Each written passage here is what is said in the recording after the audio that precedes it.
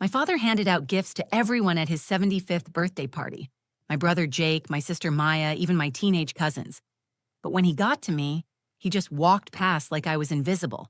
I'm Riley, and I've been dealing with my dad's rejection my entire life. But this moment was different because my 12-year-old son Tyler was watching. I felt that familiar sting of humiliation wash over me, the same feeling I'd carried since childhood, when suddenly, Tyler stood up from his chair at the kids' table. He walked over to my father with this small, wrapped box in his hands, and his voice was so calm and determined when he said, "Grandpa, my dad told me to give this to you if you ever made my mom feel bad again. He said you'd understand what it means." The entire room went silent. My father, Frank, this tough retired engineer who never shows emotion, took that box with trembling hands. When he opened it and saw what was inside, tears started falling down his cheeks for the first time I'd seen since I was a little girl. What my ex-husband Nate had put in that box changed everything between my father and me in a single moment. And I'm going to tell you exactly what happened and why it matters so much. I pulled into the driveway of my childhood home that Saturday afternoon and immediately felt my stomach twist into that familiar knot. The same white colonial house with blue shutters looked exactly as it had 20 years ago, but somehow it always made me feel small again. My son Tyler was in the passenger seat, excited about seeing his grandparents, completely unaware of the emotional minefield we were walking into. I envied his innocence. "Mom, why do you look nervous?" Tyler asked as we sat in the car for a moment. I forced a smile and told him I was just thinking. But the truth was, I was preparing myself for another round of feeling like I didn't measure up. At 42 years old, I still turned into that insecure little girl whenever I came home. My mother, Beth, had gone all out for Dad's 75th birthday. The house was decorated with gold streamers and balloons, and I could smell her famous pot roast through the front door. She greeted us with her usual warm hug, but I caught that look in her eyes, the one that said she hoped today would go smoothly. We both knew better than to expect it, but we kept hoping anyway. The living room was already full of family. My brother Jake was holding court near the fireplace, telling some story about his latest court case victory to our cousins. He looked every inch the successful lawyer in his perfectly pressed shirt and expensive watch. Jake had always been everything our father wanted in a son, and he wore that approval like a badge of honor. When he saw me, he gave me a quick nod and continued his story without missing a beat. My sister Maya was helping Mom in the kitchen, looking radiant as always. She'd just opened her own photography studio, and everyone was buzzing about her success. Maya had inherited Dad's artistic eye and Mom's people skills, making her the perfect middle child who somehow managed to stay in everyone's good graces. She hugged me tight when I walked in and whispered, "Glad you're here." But even her warmth couldn't shake the feeling that I was the odd one out. Dad was sitting in his favorite recliner, surveying his kingdom like the patriarch he'd always been. Frank Brooks had spent 40 years as an engineer, building bridges and solving problems with mathematical precision. He approached relationships the same way, with clear formulas for success and failure. Unfortunately, I'd never quite fit his equation. When our eyes met across the room, he gave me a brief nod, the same acknowledgement he might give a neighbor he barely knew. The worst part was how obvious the dynamic was to everyone else. My cousins, my aunts and uncles, even the family friends who'd joined us, they all knew I was the disappointment. Not the successful lawyer like Jake, not the talented artist like Maya, just Riley, who worked in marketing and had gotten divorced last year. I could feel their careful politeness, the way conversations shifted when I joined them, as if they were afraid of saying the wrong thing. Tyler, bless his heart, had no idea about any of this family politics. He ran straight to his grandfather and started chattering about his baseball season, completely comfortable in a way I envied. Dad's face actually softened when he talked to Tyler, and for a moment I remembered that he was capable of warmth. It just seemed reserved for everyone except me. My divorce from Nate had been finalized 6 months ago, and while it was amicable, I knew Dad saw it as another failure on my part. He'd liked Nate well enough, but the fact that I couldn't make my marriage work just confirmed his belief that I lacked staying power. Never mind that Nate and I had simply grown apart, or that we were better as co-parents than spouses. In Dad's world, divorce meant someone had quit, and quitters didn't deserve respect. As the afternoon wore on, I found myself gravitating toward the kitchen, helping Mom with last-minute preparations and trying to stay useful. It was easier than standing around making small talk with relatives who looked at me with pity or polite disinterest. Tyler was having a blast playing with his younger cousins, and I was grateful he couldn't see how isolated I felt in my own family. The irony wasn't lost on me that I was successful in my own right. I'd built a solid career in marketing, owned my own home, and was raising a wonderful son. But none of that seemed to matter when I walked through these doors. Here, I was still the daughter who'd chosen English over engineering, who'd married for love instead of stability, who'd prioritized happiness over achievement. In Frank Brooks' world, those were character flaws, not life choices. As we gathered around the dining room table for dinner, I took my usual seat between Tyler and Maya, trying to shake off the melancholy that always settled over me during these family gatherings. I had no idea that everything was about to change. After dinner, Mom brought out Dad's birthday cake, and we all sang while he blew out the candles with Tyler's help. The moment felt warm and normal, and I let myself relax for the first time all day. Maybe this birthday would be different. Maybe we could just have a nice family celebration without any drama. Then Dad stood up and cleared his throat, and I felt my stomach drop. I knew that look.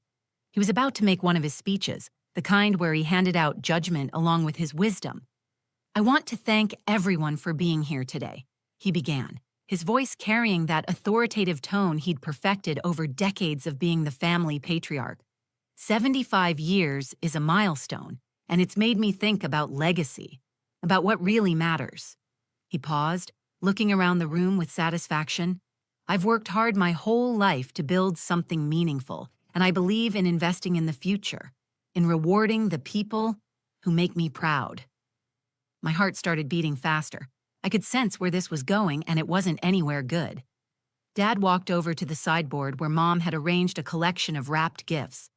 "Jake," he said, turning to my brother with a smile I rarely saw directed at me, "you've built an incredible legal practice.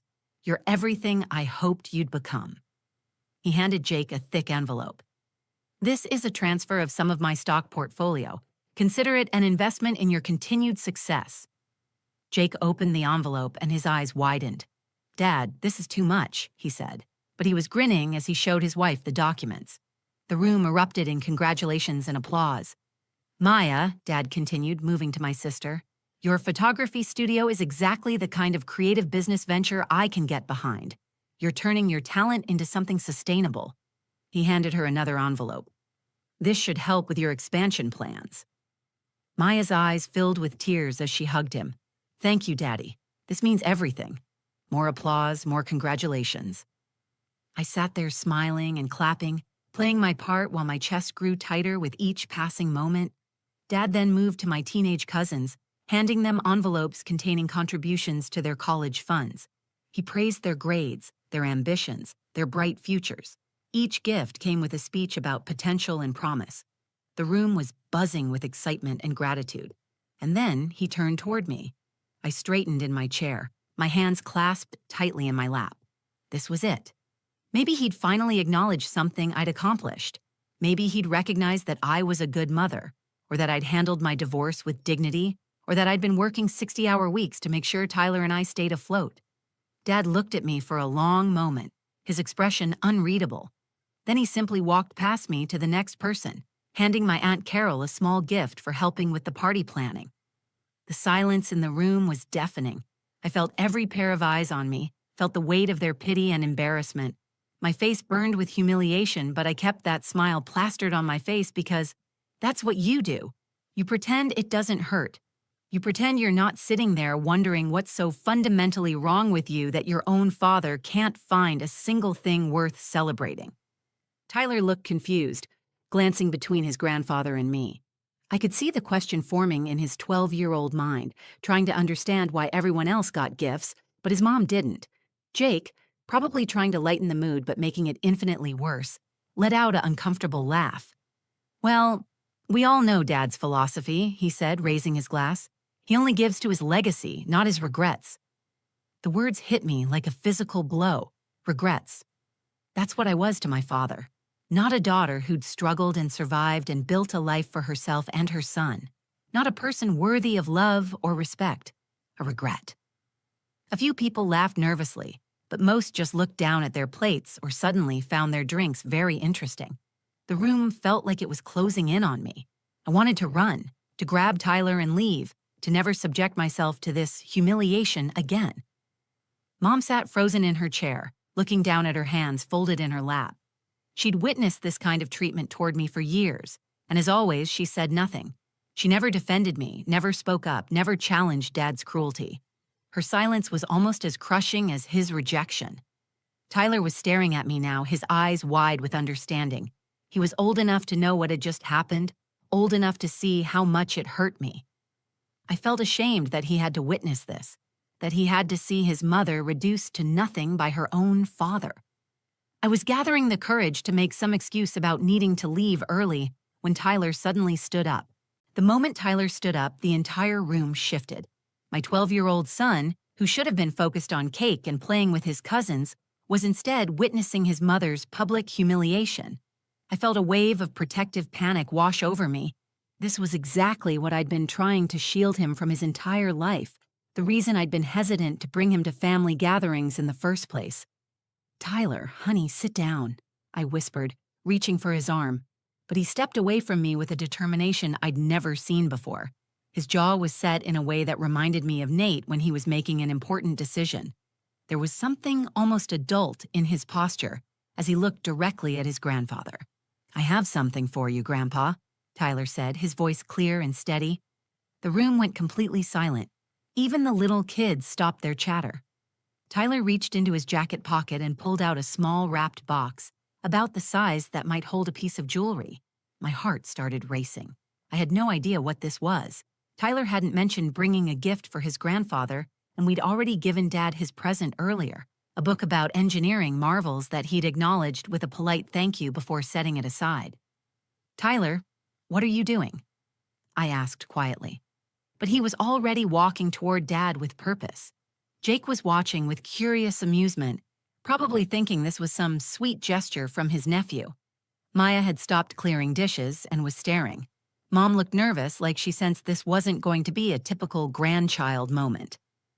"My dad wanted me to give this to you," Tyler said, holding out the box to his grandfather. "He said to give it to you if you ever made my mom feel bad again. He said you'd understand what it means." The words hung in the air like a challenge. I felt my face go hot with embarrassment and something else, something that might have been pride. Nate had prepared Tyler for this moment. My ex-husband, who'd watched me come home hurt from family gatherings for years, who'd held me while I cried after particularly brutal visits, had somehow anticipated this exact scenario. Dad took the box with hands that were suddenly not quite steady. He looked at Tyler with confusion, then at me with something I couldn't read. The room was so quiet I could hear the grandfather clock ticking in the hallway. "What did your father tell you about this?" Dad asked Tyler, his voice softer than it had been all evening.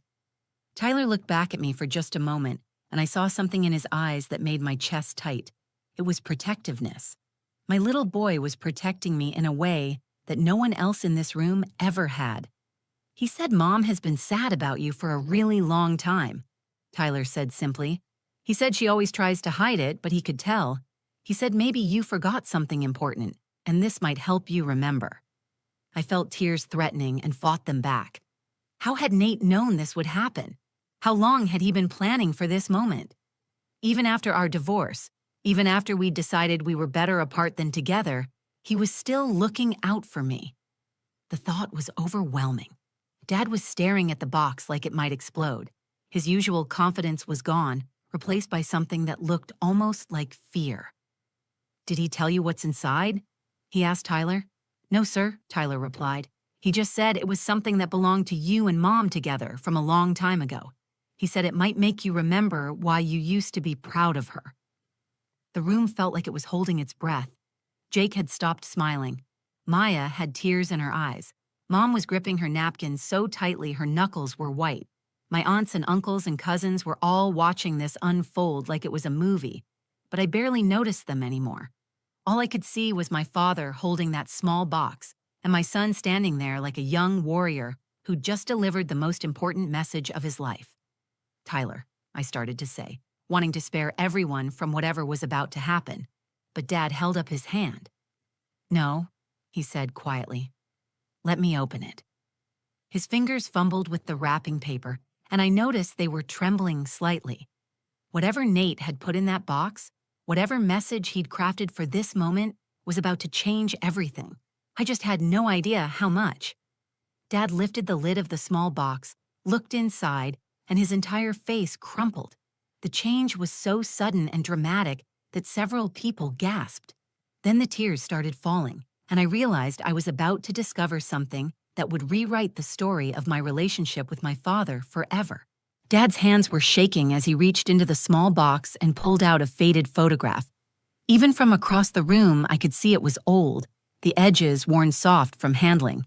He held it up to the light, and his face went completely white before the tears started falling in earnest. "Oh my God," he whispered, his voice breaking in a way I'd never heard before. "Oh, Riley." He turned the photo toward me, and my world tilted. It was a picture of the two of us at a father-daughter dance when I was 8 years old. I was wearing a pink dress with puffy sleeves that Mom had sewn for me, and Dad was in his best suit, both of us grinning at the camera like we'd just won the lottery. I remembered that night like it was yesterday, how special I'd felt dancing with my dad, how he'd told everyone at the dance that I was his brilliant little girl, who'd just gotten straight A's on her report card. But what made my breath catch was seeing that photo again after so many years. I'd carried it in my wallet through high school, through college, through my early years with Nate. It had been my proof that my father had loved me once, that I hadn't imagined those moments when I felt like I mattered to him. Dad pulled out a folded piece of paper from the box, and I recognized Nate's handwriting immediately. His voice was barely a whisper as he read it aloud. "This was in Riley's wallet when we got married 15 years ago. She carried it everywhere, even after you stopped making her feel like the little girl in this picture. She kept it through every argument, every disappointment, every time you made her feel like she wasn't enough. She was hoping that someday you'd remember the dad who was proud of her that night, who told her she could be anything she wanted to be. She deserves better than your conditions, Frank. She always has. Love doesn't come with a performance review. Nate." The silence in the room was absolute.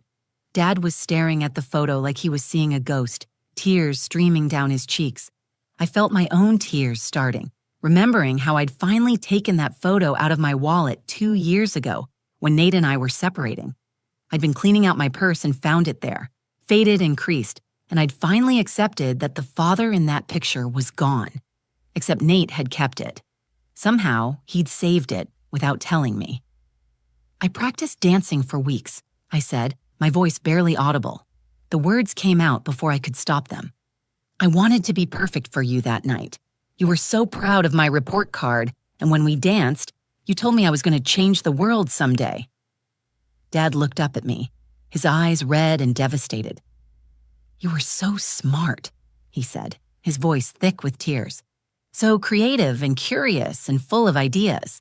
You asked the best questions. You saw things differently than everyone else." "Then what happened?" The question came out sharper than I intended, but I needed to know. "When did I stop being enough for you?" He was quiet for a long moment, still holding the photograph. When he finally spoke, his voice was barely a whisper. "When you chose English over engineering. When you wanted to write instead of build. When you picked Nate because you loved him instead of because he could provide security." He looked directly at me, and I saw something I'd never seen in his eyes before: regret. "I forgot that the little girl in this picture was brave enough to follow her heart. I punished you for being exactly who I raised you to be." The room felt like it was spinning. Jake was staring at Dad like he'd never seen him before. Maya was crying openly. Mom had her hand over her mouth, tears streaming down her face. "I was hardest on you because you reminded me of myself," Dad continued, his voice stronger now. "Creative, sensitive, different from what everyone expected. But I was a coward.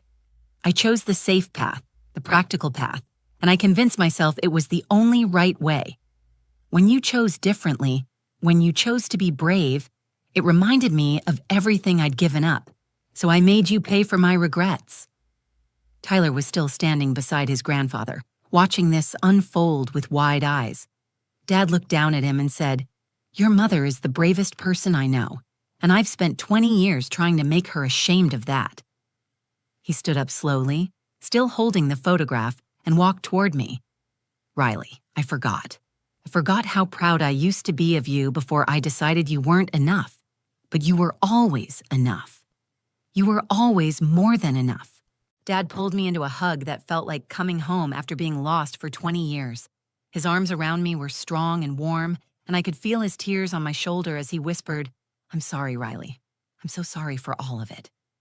I melted into that embrace, feeling like that 8-year-old girl in the pink dress who believed her daddy thought she hung the moon. When we finally pulled apart, the entire room was transformed. The tension that had defined our family gatherings for decades was gone, replaced by something raw and honest and real. Mom was sobbing now, and she stood up from her chair with shaking legs. "I should have said something," she said, her voice thick with years of suppressed guilt. "I should have defended you, Riley. I watched him tear you down year after year, and I stayed silent because I was afraid of conflict. I failed you as a mother." I reached out and took her hand. "Mom, you were trying to keep the peace. I understand." "No," she said firmly. "Peace isn't worth your daughter's self-worth. I should have fought for you."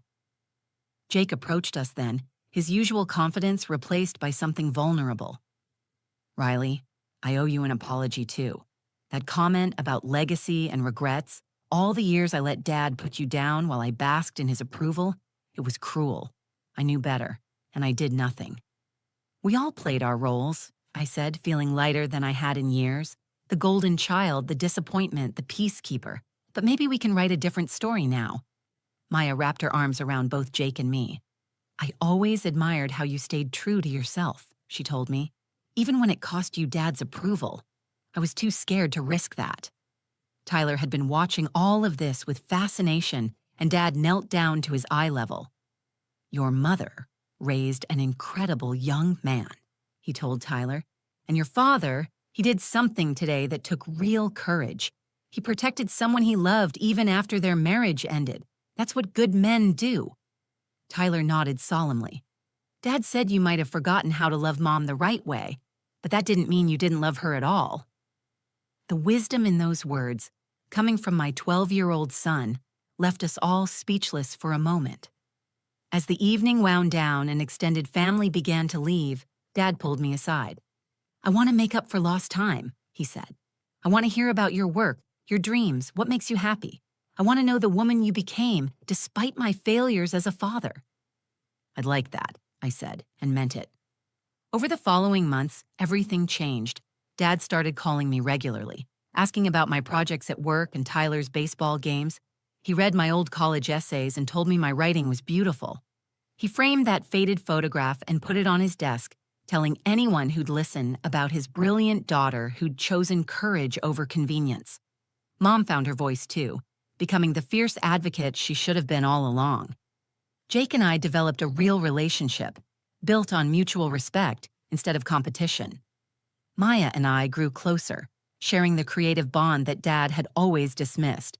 But perhaps the most important change was in Tyler. Watching his mother finally receive the love and respect she deserved taught him something invaluable about standing up for people you care about, even when it's difficult. The photo that Nate had saved became a symbol of second chances and the power of never giving up on someone you love. It reminded us all that sometimes the people who truly see our worth have to speak up when we can't speak for ourselves, and that it's never too late to rebuild a relationship on love instead of conditions. 6 months later, at my 43rd birthday, Dad stood up to make a toast. "To my daughter Riley," he said, raising his glass, "who taught me that being different isn't a flaw to fix, it's a gift to celebrate. I'm proud of the woman you are, the mother you've become, and the courage you've always had." That night, Tyler whispered to me as I tucked him into bed, "I'm glad Grandpa remembered how to love you right." Sometimes the most powerful gifts come in the smallest packages, and sometimes it takes a child to remind adults what unconditional love really means. If this story touched your heart, please share it with someone who needs to hear it. Leave a comment below about a time when someone stood up for you, and don't forget to subscribe to our channel for more stories about family, forgiveness, and the power of love to heal even the deepest wounds.